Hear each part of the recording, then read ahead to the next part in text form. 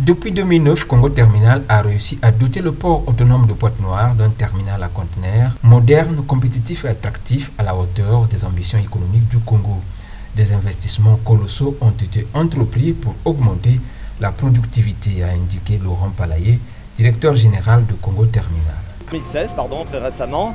Et ces portiques de quai ont la particularité de nous permettre d'opérer et de pouvoir accueillir des porte-containers à Pointe-Noire d'une taille supérieure à 16 000 containers, 16 000 équivalent 20 pieds, qui est l'unité de calcul dans le monde du shipping. Donc ces portiques nous donnent une capacité de traitement bien entendu supplémentaire. Ils sont encore plus rapides que les 4 premiers portiques qui étaient déjà en service. Ce qui nous a permis, par rapport au démarrage de la concession de Congo Terminal au 1er juillet 2009, de tripler nos cadences. L'ensemble des équipements que vous avez pu voir également nous a permis de réduire par plus de 2 le temps de passage des conteneurs dans le port de Pointe-Noire. Et pour les délais moyens, aujourd'hui, entre le jour du débarquement d'un conteneur et le jour où il est livré au client réceptionnaire, est passé de 27 jours à moins de 14 jours.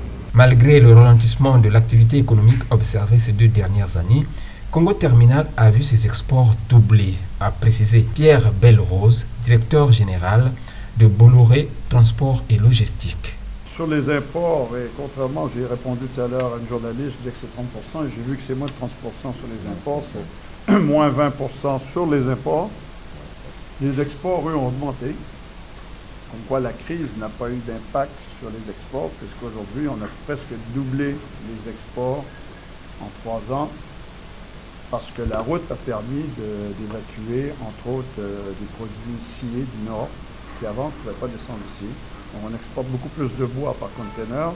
Il y a des produits miniers qui viennent aussi d'une mine de cuivre qui commencent à exporter. On a vu du cacao.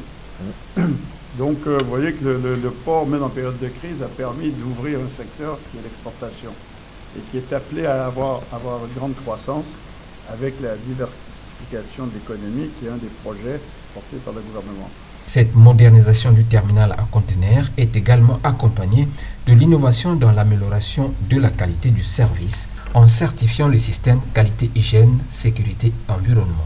C'est-à-dire que la sécurité, la sûreté, le PDCN FRIAD, tous ils sont dans le HSE. Et donc le PDCN FRIAD, c'est un concept qui est strictement et purement une invention géniale du groupe Bolloré. Ça veut dire quoi? C'est un endroit très dangereux. Vous avez des riche-takers, vous avez le déchargement des conteneurs, vous avez tout ce qui est dangereux. Et donc, il faut faire en sorte que les gens ne s'exposent pas face à ces dangers. Ceux qui travaillent, ils sont dans des endroits spécifiques.